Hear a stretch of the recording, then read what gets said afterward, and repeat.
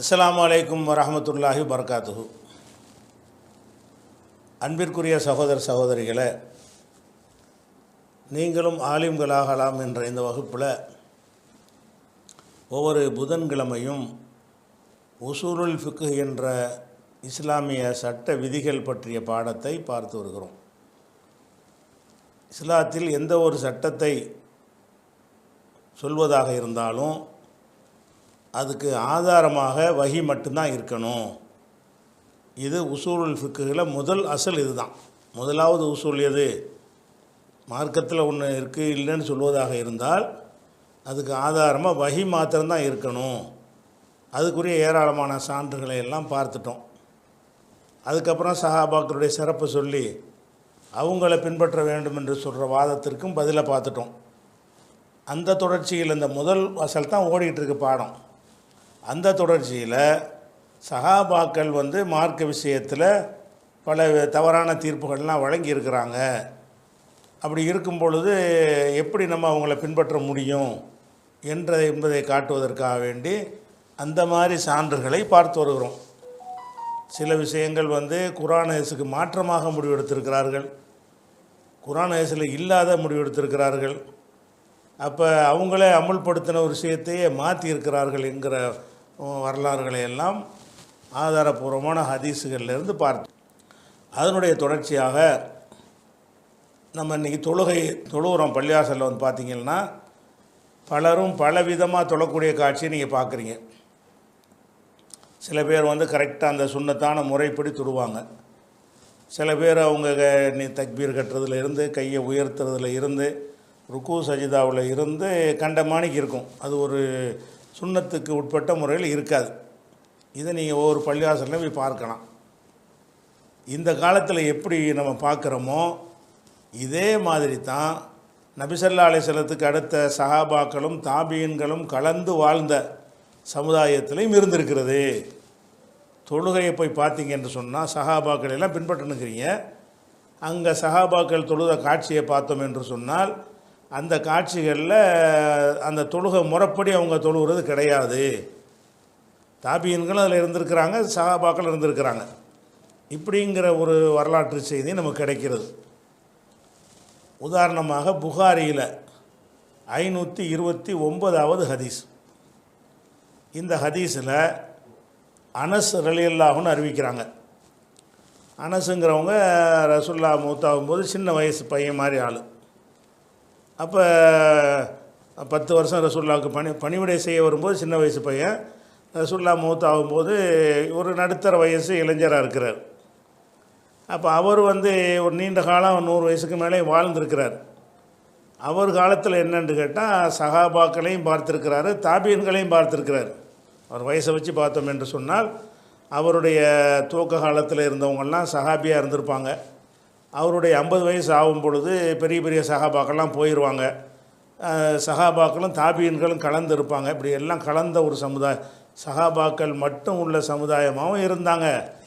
அதே அனசுடைய கடைசி காலத்துக்கு வந்துட்டீங்கன்னா சஹாபாக்கள்லாம் போய் தாபீன்கள் அதிகமாக, சஹாபாக்கள் கொஞ்சமாக இருக்கக்கூடிய காலத்துலேயும் அவர் இருந்திருக்கிறார். அவர் சொல்கிறாரு, மா ஆரிஃபு ஷையன், நான் எந்த ஒன்றையும் அறியவில்லை, மிம்மா கான அலா அஹதின் நபி, நபியுடைய காலத்தில் இருந்தது இல்லையா, அதிலிருந்து எந்த ஒன்றையும் நான் அறியவில்லை. ஸல்லல்லாஹு அலைஹி வஸல்லம் போட்டார். அதாவது என்ன செய்கிறாருன்னா, அறியவில்லைன்னா காணலைங்கிறார். இன்றைக்கி இந்த சமுதாயத்தை நான் பார்க்குறேன், ரசூலுல்லாஹ் காலத்தில் இருந்த எந்த ஒன்றுமே காணாமல் அப்படி டோட்டலாக மாறி போயிட்டீங்களே. அவர் அந்த சமுதாயத்தை பார்த்து கேட்குறாரு, மா ஆரிஃபு ஷையன், எந்த ஒன்றையும் நான் அறியவில்லை, மிம்மா கான அலா, எனக்கு தெரியவில்லை, மிம்மா கான அலா அஹதின் நபி ஸல்லல்லாஹு அலைஹி வஸல்லம், ரசூலுல்லாஹ்வுடைய கால, அஹதுனா காலம், அவங்க காலத்தில் எது இருந்ததோ அந்த ஒன்றிலிருந்து, அதிலிருந்து எந்த ஒன்றையும் நான் இங்கே காணவில்லை அப்படின்னு சொல்கிறார். அப்போ ரசூலுல்லாஹ்வுக்கு பிறகு அந்த மக்கள் எப்படி மாறி இருக்கிறாங்கன்னு கேட்டால் அப்படியே மாறிட்டாங்க. அவருடைய கணிப்பில் ரசூலுல்லாஹ் காலத்தில் இருந்தது எந்த ஒன்றையும் காணலை, அப்படி டோட்டலாக மாறி போயிட்டீங்களே. வணக்க வழிபாடு நடவடிக்கை எல்லாமே ரசூலுல்லாஹ்வுடைய காலத்தில் நீங்கள் வாழும்போது எப்படி இருந்தீங்களோ அந்த மாதிரி நீங்களோ இல்லையே அப்படின்னு அனஸ் சொல்கிறாங்க. அப்போ கீழே அவங்கள்ட்ட சொல்லப்படுகிறது அஸ்ஸலாத்து, அது தொழுகை இருக்குதா, தொழுகை ரசூல்லா மாதிரி தொழுகை தானே இருக்கிறோம்.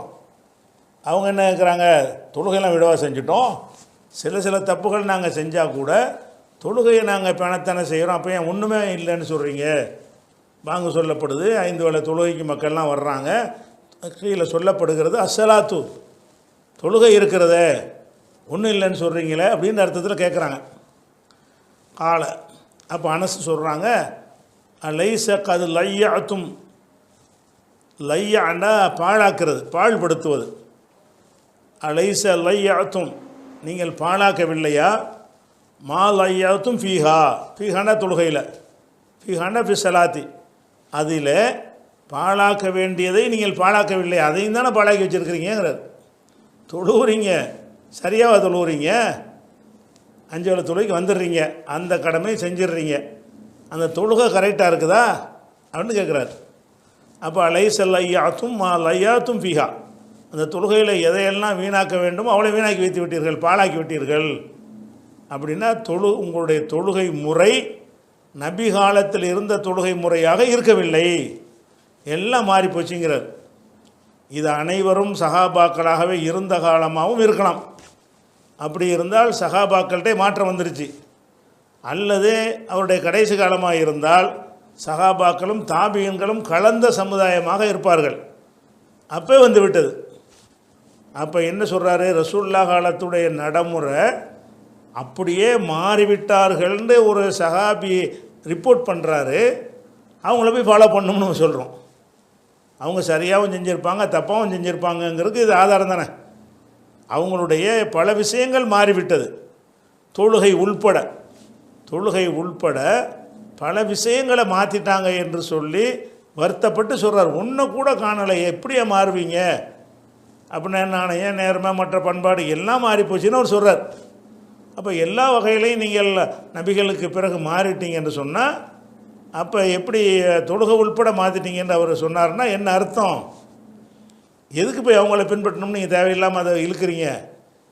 இந்த மாதிரி ஆகியிருந்திருக்காங்களே, எல்லாமே மாறி டோட்டலாக மாறி போய் விட்டது.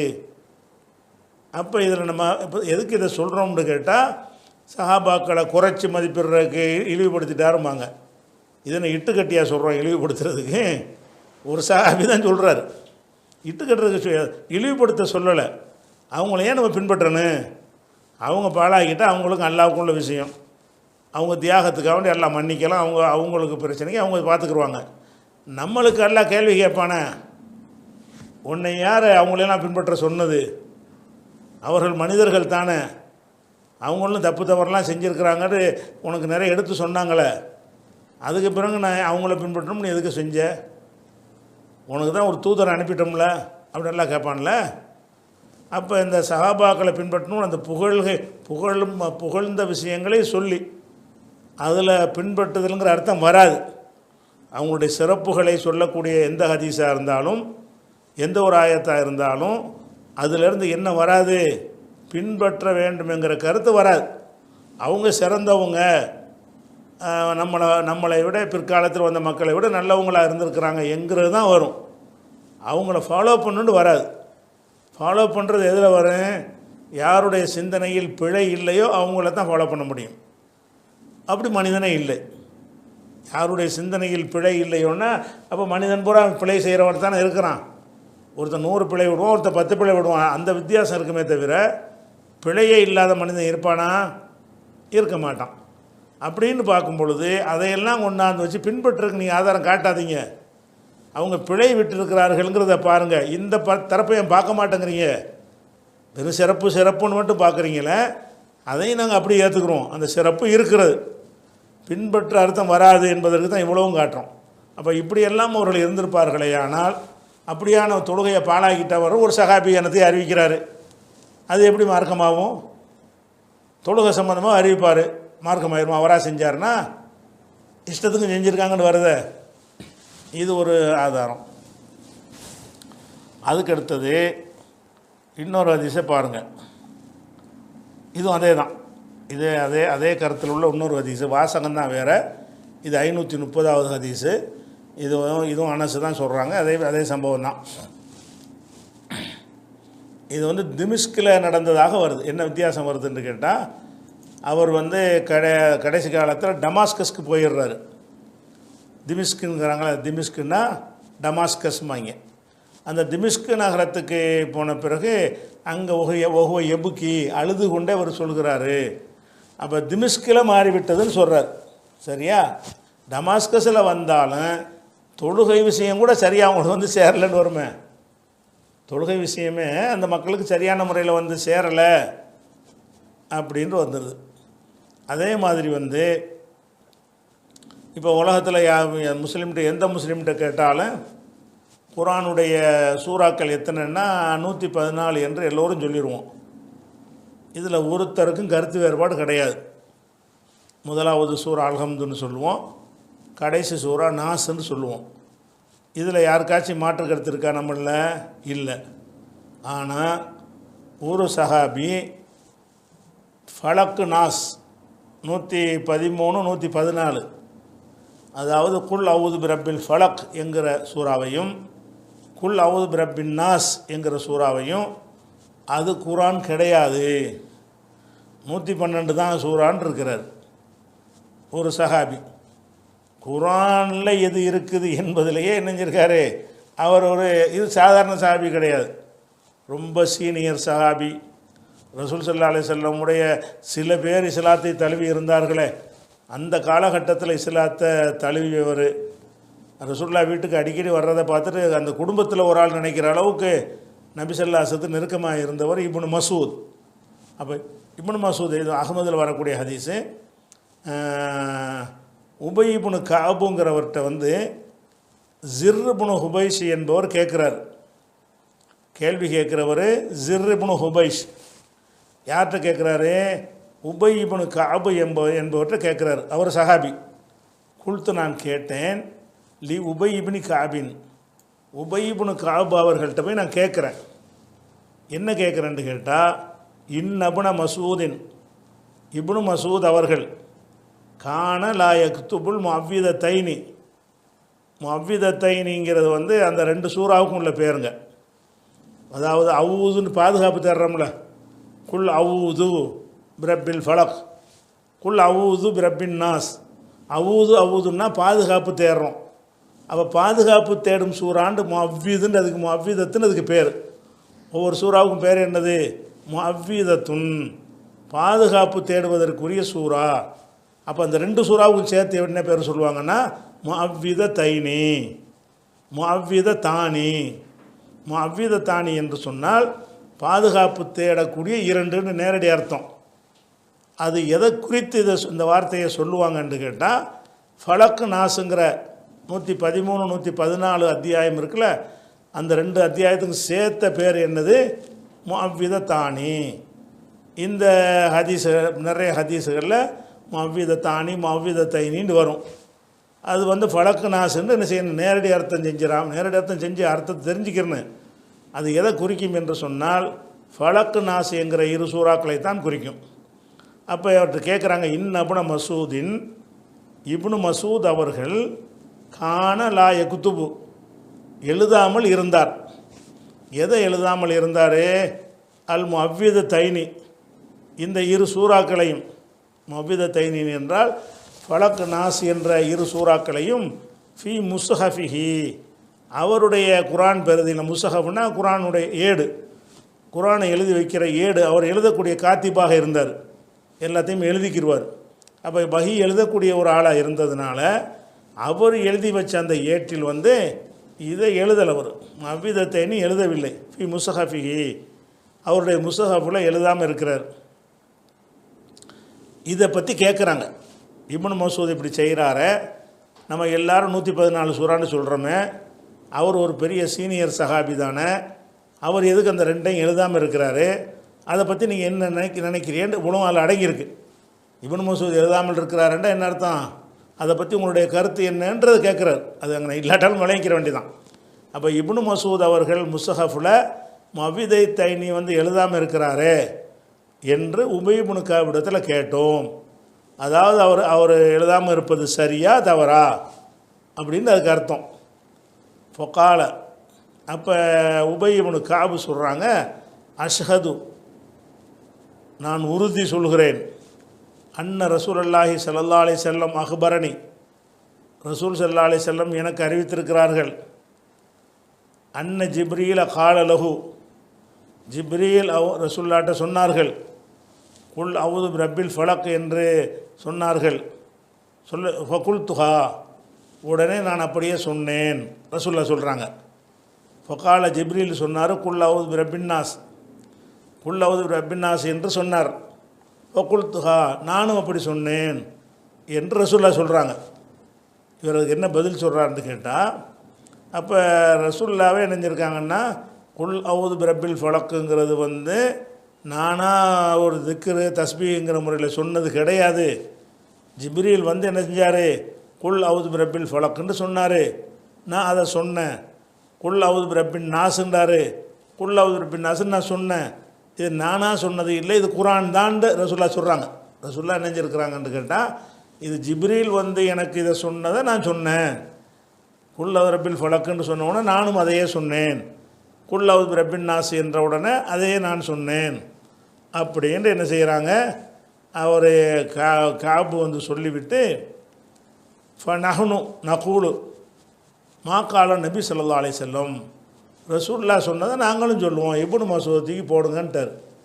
ஃபநஹ்னு நகூலு நாம் சொல்லுவோம், மா கால நபி ஸல்லல்லாஹு அலைஹி வஸல்லம் மாண்ட அல்லதி கால நபி ஸல்லல்லாஹு அலைஹி வஸல்லம் ரசூலுல்லாஹ் எதை சொன்னார்களோ அதை நாங்கள் சொல்லுவோம். அவர் எழுதாட்டி போகிறாரு. அப்போ இது வஹீதான் குரான் தான் என்பதற்கு உபய் இப்னு கஅப் சொல்கிறார். இதில் ரெண்டு விதமாக நீங்கள் இதில் ஒரு விஷயத்தை வழங்கிக்கிறேன். எப்படின்னு கேட்டால், ஜிப்ரீல் சொல்கிறார்ல, நபியே குல் நீங்கள் சொல்லுங்கள், அவுது பிரபில் ஃபலக் அவுது பிரபில் ஃபலக் என்று சொல்லுங்கள். இப்போ ரசூலுல்லாஹ் என்ன சொல்லணும், அவுது பிரபில் ஃபலக்கு என்று தான் சொல்லணும். ஜிப்ரீல் சொல்கிறாரு குல் அவுது, குல்ங்கிறது கட்டளைக்கு சொன்னது. குல் நபியை நீங்கள் சொல்லுங்கள், அவுது பிரபில் ஃபலக் அவுது பிரபில் ஃபலக் என்று சொல்லுங்கள் அப்படின்னு அவர் குல் அவுது பிரபில் ஃபலக்குன்னு சொன்ன உடனே ரசூலுல்லாஹ் என்ன செய்யலைன்னா அவுது பிரபில் ஃபலக்குன்னு சொல்லலை, குல் அவுது பிரபில் ஃபலக்குன்னு சொல்கிறாங்க. நீங்கள் என்ன விளங்கணும், அப்புறம் ஜிப்ரீல் அவுது பிரபில் ஃபலக் என்று சொல்வாயாக சொன்னால் அது குரானாக இல்லாமல் இருந்தால் ரசூலுல்லாஹ் நினைஞ்சிருப்பாங்க அந்த குல்லை விட்டுருவாங்க. அது நீ சொல்லுங்கிறது அவருடைய கட்டளை தானே. அதை விட்டுட்டு எப்படி சொல்லியிருப்பாங்க, நான் எல்லா இடத்துல பாதுகாப்பு தேடுகிறேன் அப்படின்னு சொல்லியிருப்பாங்க. எதை மட்டும் சொல்லியிருப்பாங்க, அவுது பிரபில் ஃபலக்குன்னு மட்டும் சொல்லியிருப்பாங்க. அதே மாதிரி குல் அவுது பிரபின் நாஸ் அப்படின்னு சொன்னால் அவுது பிரபின் நாஸ் என்று சொல்லியிருப்பார்கள். ஏன்னா அவுது பிரபில் ஃபலக் என்று சொல்வாயாக, அவுது பிரபின் நாஸ் என்று சொல்வாயாக என்று கட்டளையிட்டால் அந்த கட்டளை நம்ம எப்படி செய்யலாம். உங்கள்கிட்ட சொல்கிறேன், நான் என்ன சொல்கிறேன், அவுது பிரபில் ஃபலக்குன்னு சொல்லுங்கிறேன். நீங்கள் என்ன சொல்லுவீங்க, அவுது பிரபில் ஃபலக்குன்னு சொல்லுவீங்க. அவுது பிரபின் நாஸ்ன்னு சொல்லுங்கிறேன், அதையே தான் சொல்லுவீங்க. அதே நேரத்தில் அந்த சொல்லுன்னு சொல்கிறேன்ல அதையும் சேர்த்து சொன்னீங்கன்னு வைங்க, குல் அவுது பிரபில் ஃபலக் என்று சொல்லு. நீங்கள் சொல்கிறீங்க அவுது பிரபில் ஃபலக் என்று சொல்லுன்னு திருப்பி சொல்கிறீங்க. அப்போ அதனுடைய நோக்கம் என்ன, அந்த அவுது பிரபில் ஃபலக்கில் மொத்த வார்த்தையும் சொல்வது தான் அர்த்தம். அப்போ இதில் என்ன வருதுன்னா, ஜிப்ரீல் குல் அவுது பிரபில் ஃபலக் என்று சொன்ன உடனே ரசூலுல்லாஹ் அவுது பிரபில் ஃபலக்குன்னு சொன்னார்களே, ஆனால் அது குரான் அல்ல, சும்மா அதை சொல்லியிருக்காரு, அதை பாதுகாப்பு தடை கற்றுக் கொடுத்துருக்கிறாரு என்று விளங்கி கொள்ளலாம். குல் அவுது பிரபில் ஃபலக்குன்னு குல் நீ சொல்லுங்கிறாரு, இவர் ஓதும்போது திரும்பி நீ சொல்லுன்னு திருப்பி சொல்கிறார். அப்போ அது என்ன விளங்குது, அல்லாஹ்வுடைய வேதமாக இருந்தால் தான் அப்படியே சொல்லணும். ஃபைதா கரஅனாஹு ஃபத்தபி குரானா, ஜிப்ரீல் ஓதுனார்னா அப்படியே தான் நீங்கள் ஓதணும். அப்போ குல் அவுது பிரபில் ஃபலக்குன்னு ரசூலுல்லாஹ் சொன்னாங்களே தவிர அவுது பிரபில் ஃபலக்குன்னு சொல்லலை. குல் அவுது பிரபின் நாசு அதை குல்லுங்கிறதையும் சேர்த்தே சொல்கிறாங்க. அப்படின்னா என்ன அர்த்தம், இது ஒரு வேத வசனமாகத்தான் சொல்லப்பட்டிருக்குது, அதனால் நாங்களும் சொல்லுவோம் அப்படின்னு உபய் இப்னு கஅப், இவரும் ஒரு சஹாபி தானே, இவரும் சொல்கிறார். சஹாபின்னா குரானை பற்றி நல்ல அறிந்த அறிஞர்களாக இருந்த சஹாபிகளில் ஒரு ஆள். அப்போ நம்ம என்ன கேட்குறோம்னா, இந்த ரெண்டு குரான் ஹதீஸை விடுங்க, குரானில் உள்ள விஷயம் ஒரு சீனியர் சஹாபிக்கு தெரியாமல் இருக்குமா? குரானுடைய எழுத்தராக இருந்த ஒரு சஹாபி, அப்படி ரசூலுல்லாஹ்வுக்கு நெருக்கமாக இருந்த ஒரு சஹாபி, அவருக்கு எது தெரியலைன்னு கேட்டால் இந்த 2 சூறாக்களும் குர்ஆனில் உள்ளது என்கிற ஒரு விஷயம் தெரியலை அப்படின்ற ஒரு விஷயம் விளங்குது. அதே மாதிரி வந்து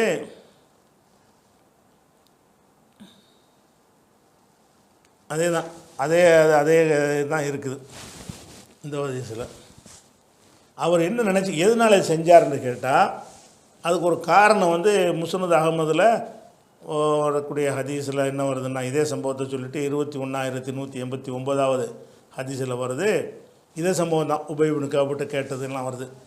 அவர் ஏன் இப்னு மசூத் வந்து இதை வந்து அவர் எழுதலை என்று கேட்டால், இது அவுது பிரபில் ஃபலக்குன்ற ஒரு துவாவை கற்றுக் கொடுத்துருக்குறான் அல்லாஹ், அது குர்ஆனில் சேராது அப்படின்னு அவர் விளங்கிட்டார். அது காரணத்தை அவர் என்ன நினச்சிக்கிறாருன்னா, லைசாஃபி முஸ்ஹஃபி இப்னு மசூதின், இப்னு மசூதுடைய முஸ்ஹஃபில் அவர் ஒரு குர்ஆன் எழுதி வச்சுருந்தார், அதில் இந்த ரெண்டும் இருக்கவில்லை. லைசா லைசன்னா இல்லை, லைசா என்றால் இரண்டும் இருக்கவில்லை. இரண்டும் என்றால் மாவிதத்தை நீங்கிறது, லைசை தாண்டு வரணும், லைசான்னு போட்டிருக்கு. லைசாஃபி முஸ்ஹஃபி இப்னு மசூத், முஸ்ஹஃப் இப்னு மசூதில் அது ரெண்டும் இல்லை. கான யரா ரசூலுல்லாஹி ஸல்லல்லாஹு அலைஹி வஸல்லம், ரசூல் ஸல்லல்லாஹு அலைஹி வஸல்லம் அவர்கள் அவ்விது பிஹிமா, அந்த 2 சூறாக்களை கொண்டும் பாதுகாப்பு தேடுவார்கள். அல் ஹசன உல் ஹுசைன, ஹசன் ஹுசைன் 2 பேருக்கும் பாதுகாப்பு தேடுவதாக அவர் காணையரா கருதி கொண்டார். காணையரான்னு இந்த குள்ள ரப்பில் பழக்கலாம் அவருக்கு தெரியும். அவர் என்ன விளங்கிட்டார்னு கேட்டால், இந்த 2 சூறாக்களை கொண்டு பேரப்பிள்ளைகளுக்கு அல்லாட்ட பாதுகாப்பு தேடின ஒரு துவா இது குர்ஆன் கிடையாது. இந்த வாசகத்தை ஒத்துக்கிறாரு, அது ஒரு துவாவாக செஞ்சாங்களே தவிர குர்ஆனுடைய வசனம்ங்கிறத அவர் மறுக்கிறார். அப்போ காணையரா அவர் கருதினார், ரசூலுல்லாஹி ஸல்லல்லாஹு அலைஹி வஸல்லம் ரசூலுல்லாஹ் அவர்களை கருதினார். எப்படி கருதினார்? அவ்விது பிஹிமா, அந்த 2 அத்தியாயங்களை கொண்டு பாதுகாப்பு தேடுவார்கள். அல் ஹசன உல் ஹுசைன, ஹசன் ஹுசைனுக்கு பாதுகாப்பு தேடுவார்கள் என்று கருதி கொண்டார். உலம் எஸ்மவுஹு, ரசூலுல்லாஹ்விடத்தில் எஸ்மஹு ரசூலுல்லாஹி, உலம் எஸ்மாயின் நபிய, நபியிடத்தில் அவர் கேள்விப்பட்டதில்லை. யக்ரவுஹுமா, அந்த 2 சூறாக்களையும் போதி, ஃபி ஷைமின் சலாத்திஹி, தொழுகையில் அவங்களுடைய எந்த தொழுகையிலையும் இந்த 2 சூறா ஓதி ரசூலுல்லாஹ் தொழுதாக இவர் பார்க்கல, இப்னு மசூது பார்க்கல. அப்போ என்ன செஞ்சிட்டார்? ஃபல்லான்னு நினைத்து கொண்டார். அன்னஹுமா ஊதத்தானி, அந்த 2ம் வந்து பாதுகாக்கிறதுக்குரிய துவா என்று நினைத்து கொண்டு அசர்ற, பிடிவாதமாக இருந்தார். லன்னிஹி, அவருடைய எண்ணத்தில் பிடிவாதமாக இருந்து விட்டார். குர்ஆன் கிடையாது, எல்லாம் எடுத்தெல்லாம் சொல்கிறாங்க, அதெல்லாம் கிடையாது, குர்ஆன் கிடையாது, அது சும்மா ஒரு துவா. ரசூலுல்லாஹ் நீங்கள் ஓதுனா அந்த துவாவை நினச்சி ஓதிக்கிறங்க, அது குர்ஆன் நான் எழுத மாட்டேன், அது குர்ஆன் கிடையாது அப்படிங்கிறாரு. ஒத்த ஹக்கக்கல் பாக்கூன, மிச்சம் பாக்கின்னா மிச்சமானவர், பாக்கூன் என்றால் மீதமுள்ளவர்கள். ஒத்த ஹக்கக்க உறுதிப்படுத்தினார்கள், பாக்கூன மீதமுள்ள எழுத்தாளர்கள்லாம் உறுதிப்படுத்துகிறாங்க. கவுனகுமா மினல் குர்ஆன், அந்த 2 குர்ஆனில் உள்ளது தான் என்று உறுதியாக்கியிருக்கிறார்கள். ஃபவுதவுஹுமா ஈயாஹு, அந்த 2ஐயும் பதிவு செய்தார்கள். ஈயாஹு, அந்த குர்ஆனில் நினைச்சிட்டாங்க, பதிவு செஞ்சிட்டாங்கன்னு வருது. இப்போ அந்த 2 சூறா பற்றி இவர் என்னென்னு புரிஞ்சுக்கிட்டாரு? இந்த ரசூலுல்லாஹ் வந்து ஹசன் ஹுசைனுக்கு இதை அவுது பிரபில் ஃபலக்குன்னு ஓதி பாதுகாப்பு தேடினது பார்த்துருக்கிறார். ஆனால் பாதுகாப்பு தேடுறதா இருந்தால் குள்ளுண்டு சேர்த்துக்கிட்டா சொல்லுவாங்க. குல்லவுது பிரபில் ஃபலக்குன்னு சொல்லி தான் பாதுகாப்பு தேடி இருக்கிறாங்க. அவுது பிரபில் ஃபலக்குன்னு பாதுகாப்பு தேடலை, நீ சொல்வாயாகன்னு சேர்த்தா பாதுகாப்பு தேடுவாங்க. அதை கூட சிந்திக்காமல் அவர் என்ன பண்ணிட்டாருன்னு கேட்டால், ரசூலுல்லாஹ் அந்த 2 குழந்தைகளுக்கு இந்த ஓதி துவா செஞ்சால் நான் பார்த்துருக்குறேன், அதனால் ஒரு துவா அது குர்ஆனாக இருந்தால் தொழுகையில் ஓதியிருப்பாங்க, எந்த தொழுகையில் நான் பார்க்கலங்கிறாரு. இதுதான் அவருடைய ஆர்குமெண்ட்டு. அப்போ நான் சொல்கிறேன், இப்படியான ஒரு விஷயம் கூட தப்பாக சொல்லியிருந்தார்கள்னா, அப்போ சஹாபாக்களை பின்பற்றி எனக்கு இப்னு மசூதுடைய கருத்து எனக்கு சரியாக இருக்கிறது, எனக்கு குர்ஆனில் 112 சூறான்னு சொன்னால் ஏற்றுக்குருவாங்களா? ஏற்றுக்கிட்டு இது ஆதாரமாக அவர் காட்டுறாரு. இப்னு மசூது ஒரு காரணத்தோடு தானே சொல்கிறாரு, அதை நம்ம ஏற்றுக்கிட்டு இனிமேல் என்ன செய்வோம்? ஃபலக்கு நாசை அழிச்சிருவோம், ஏற்றில் அழிக்காட்டால் கூட மனசுலேருந்து அழிச்சிருவோம், அது குர்ஆன் இல்லைன்னு சொல்லுவோம் அப்படின்னு நேராக சொல்லுவாங்களா? 72 கூட்டத்தில் எந்த கூட்டமாக சொல்லுமா? அப்போ சொல்ல மாட்டாங்கன்னா என்ன அர்த்தம்? சஹாபாக்கள்கிட்ட பிழை வரும்னு அர்த்தம். குர்ஆன்லே பிழை வரும். குர்ஆன் விஷயத்தில் எது குர்ஆன் என்பதில் கூட அவங்க பிழை விடுவார்கள் என்பதை இதிலேருந்து பார்க்குறோம். அதே மாதிரி இப்போ ரசூல் ஸல்லல்லாஹு அலைஹி வஸல்லம் காலத்தில் பள்ளிவாசலுக்கு பெண்களும் வருவாங்க. ஆனால் கட்டாயம் கிடையாது. பெண்கள் வராமல் இருப்பதான் சிறந்தது சொல்லப்போனால். அப்படியும் ரசூலுல்லாஹ் சொல்லியிருக்கிறாங்க. நீங்கள் உங்களுடைய வீடுகளில் தொழுவதான் உங்களுக்கு சிறந்தது. கரு புயூத்திஹின்ன ஹைருல் லஹுன்ன, அவங்க வீட்டுடைய உள்ளறைகளில் தொழுவது தான் பெண்களுக்கு சிறந்தது என்று ரசூலுல்லாஹ் சொல்லிட்டாங்க. அது தனி. அதே நேரத்தில் விரும்புனாங்கன்னா அவங்கள வீட்டில் உள்ள கணவனத்து பெற்றோர்கள்லாம் தடுக்கக்கூடாது.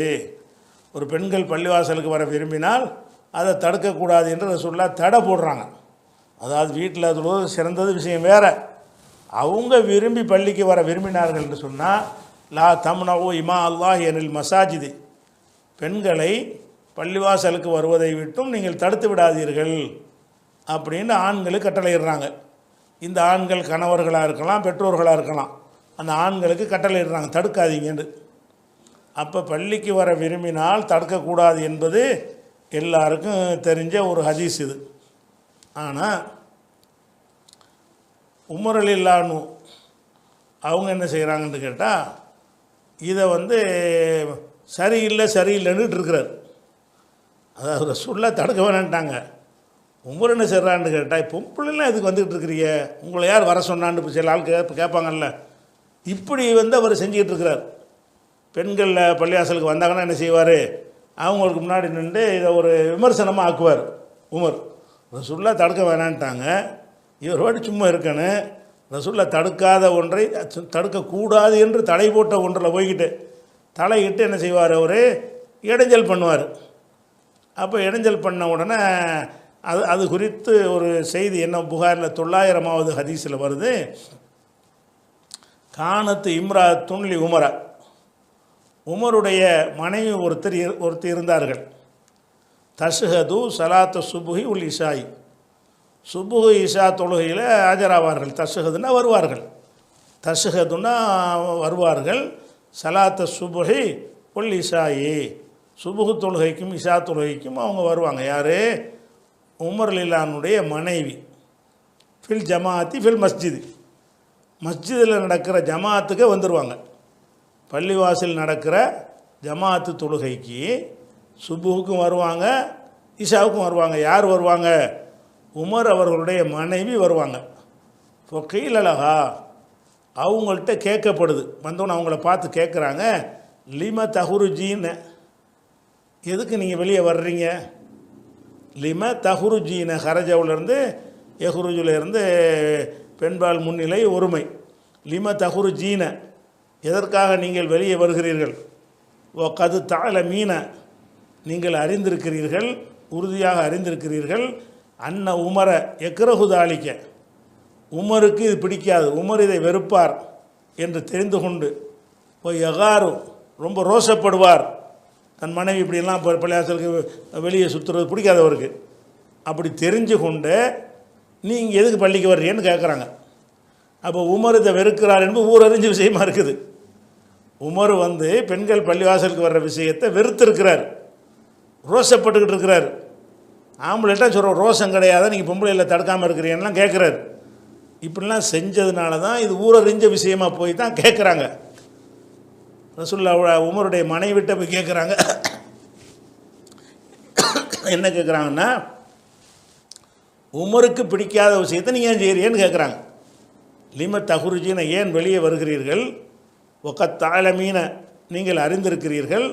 அன்ன உமரை எக்ருஹுதாலிக்க, உமர் இதை வெறுப்பார், அது உமருக்கு பிடிக்காது என்று தெரிந்து கொண்டு, ஒய்யகாரு, காரண்டா ரோசப்படுவார், ஒய்யகாரு ரோசப்படுவார் என்று தெரிந்து கொண்டு எதுக்கு நீங்கள் வெளியே வந்தீங்க கேட்டவுடனே காலத்தை அவங்க சொன்னாங்க, ஒமா எம்னவுஹு என்ஹானி, அப்படி இருந்தால் அவர் என்னை தடை செய்வதை அவருக்கு எது தடையாக இருக்கிறது? என்னை தடுப்பதற்கு அவருக்கு என்ன தடை இருக்குது? என்னை தடுக்க வேண்டிய தடுத்து பார்க்கட்டுமேங்கிறாங்க. உமருக்கு பிடிக்காதுங்கிறீங்கல்ல, பிடிக்காட்டி என்னை நோக்கி சொல்லட்டும், போகாதண்டு. ஒமா எம்னவு என்ஹானி, எனக்கு தடை போட அவருக்கு இது தடையாக இருக்கிறது. ஒமா எம்னவு அவரை எது தடுக்கிறது? என்ஹானி, என்னை தடுப்பதை விட்டும் எது தடுக்கிறது அப்படின்னு என்ன அர்த்தம்னா, என்னை நேரம் சொல்ல மாட்டேங்கிறாருன்னு கேட்குறாங்க.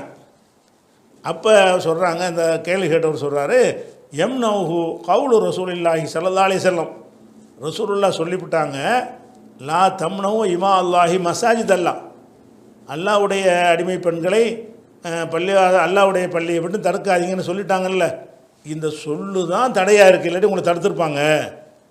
அவருக்கு தடுக்கணும்னு தான் விருப்பம், ஆனால் அந்த ஹதீஸ் வந்து அவருக்கு நேரடியாக அவங்கள தடுக்குது. அந்த ரோசத்தை காட்டுறாரு, வெறுப்பை காட்டுறாரே தவிர நீ போகாதேன்னு தடுக்க முடியலை அவரால். ஏன் முடியலை? இந்த ஹதீஸ் அவரை தடுக்கிறது. நௌஹு கவுலு ரசூலுல்லாஹி ஸல்லல்லாஹு அலைஹி வஸல்லம், ரசூலுல்லாஹ்வுடைய சொல்லு அவரை தடுக்கிறது. எந்த சொல்லு? லா தம்னவு இமா அல்லாஹி மசாஜித் அல்லாஹி, அல்லாஹ்வுடைய அடிமைகளை வந்து இமா அமத்துண்டா அடிமை, அப்துண்டா அடிமை ஆணு, அமத்து என்றால் அடிமை பெண்ணு. பெண்களை அடிமை என்று சொல்வதாக இருந்தால் அமத்து என்று சொல்ல வேண்டும். ஆம்பளை அடிமை என்று சொல்வதாக அபுது என்று சொல்ல வேண்டும். அபுதுல்லா ஆம்பளைக்கு பேர், பொம்பளைக்கு அதே மாதிரி பேர் வச்சு அமத்துல்லா, அல்லாஹ்வுடைய அடிமை பெண் வைக்கணும். அந்த அமத்து என்பதனுடைய பன்மை தான் இமா. அமத்துங்கிறது ஒருமை, இமாவுன் அடிமை பெண்கள், அல்லாஹ்வுடைய அடிமை பெண்கள். அப்போ இந்த அமத்துர் ரஹ்மான், அமத்துல் ஜப்பார்லாம் அந்த மாதிரி பேர் வைக்கிற வழக்கம் இல்லை. அமத்துங்கிறது அல்லாஹ், ஜப்பார்னு வந்து ஆம்பளைக்குள்ளே நுழைக்கிறாங்க. அப்து போட்டால் ஆம்பளைக்கு உள்ளது, அமத்து போட்டால் பொம்பளைக்கு உள்ளே போயிடும். சரி, அப்போ லா தம்னவு தடுக்காதீர்கள் இமா அல்லாஹி, அல்லாஹ்வுடைய அடிமை பெண்களை தடுக்காதீர்கள், மசாஜித் அல்லாஹி, அல்லாஹ்வுடைய பள்ளிவாசலுக்கு தடுக்காதீங்கன்னு இந்த சொல்ல வர தடுத்துரும்னு வருது. இதில் என்ன விளங்குறோம்னு கேட்டால், ரசூலுல்லாஹ் வந்து தடுக்கக்கூடாதுன்னு சொன்ன ஒரு விஷயத்தை உளப்பூர்வமாக அவர் ஒத்துக்கிற முடியலை, தடுக்கிறதுக்கு பயப்படுறாரு. எப்படி நம்ம தடுக்கிறது? இந்த ஹதீஸ் வந்து கொஸ்டினை நிற்குமே, பிடிச்சி போடுவாங்களே அப்படின்னு நினைக்கிறாரு. ஆனால் இது தேவையை போட்டு இது போய் அனுமதிச்சுட்டு போயிட்டாங்க, தேவையில்லாம் பொம்பளை நனியாமல் அப்படின்னு நினைக்கிறார். அப்போ ரசூலுல்லாஹ்வுடைய அந்த சொல்லை வந்து மாற்றணும்னு நினைக்கிறாரு, சரியில்லைன்னு நினைக்கிறாரு. அதான் சரியில்லைன்னு நினச்சா தானே வெறுக்குவார். மனைவிமார்கள் வந்து பள்ளிவாசலுக்கு போகிறது பிடிக்கலைன்னு சொன்னால் அவருக்கு இந்த ஹதீஸ் பிடிக்கலன்னு தானே அர்த்தம். ரசூலுல்லாஹ் ஒரு கட்டளை இட்டிருக்கும், இவருக்கு ஏன் பிடிக்காமல் போகுது? தடுக்கக்கூடாதுன்னு கட்டளை போட்டாங்கல்ல. அப்போ தடுக்கக்கூடாதுங்கிற கட்டளையின் காரணமாகத்தான் எந்த ஒரு பெண்ணையும் நேர் அவர் தடுக்கிறது கிடையாது. ஆனால் என்ன செய்வார்? தடுக்காமல் அதை வந்து விமர்சனம் பண்ணுவார். வேலையை வச்சு உங்களை யாருங்கெல்லாம் வர சொன்னா அப்படிங்கிற மாதிரி பேசுவோம்ல, அப்படியான ஒரு பேச்சு பேசியிருக்கிறார். அப்போ அந்த மாதிரி ரசூலுல்லாஹ்வுடைய அந்த சொல்ல கூட பூரண திருப்தி இல்லாமல் ஒரு வேண்டா வெறுப்பாக இருந்த ஒரு நிலையெல்லாம் பார்த்தோம் என்று சொன்னால், எப்படி நீங்கள் அப்படியே அவங்கள ஃபாலோ பண்ணணும்னு நினைக்கிறீங்க? அது ஒரு சிந்திச்சு பார்க்கணும். அதே மாதிரி வந்து இன்னும் சில விஷயங்கள் இருக்குது, இன்ஷா அல்லாஹ் அவற்றை வந்து நம்ம அடுத்த வாரம் பார்க்கலாம்.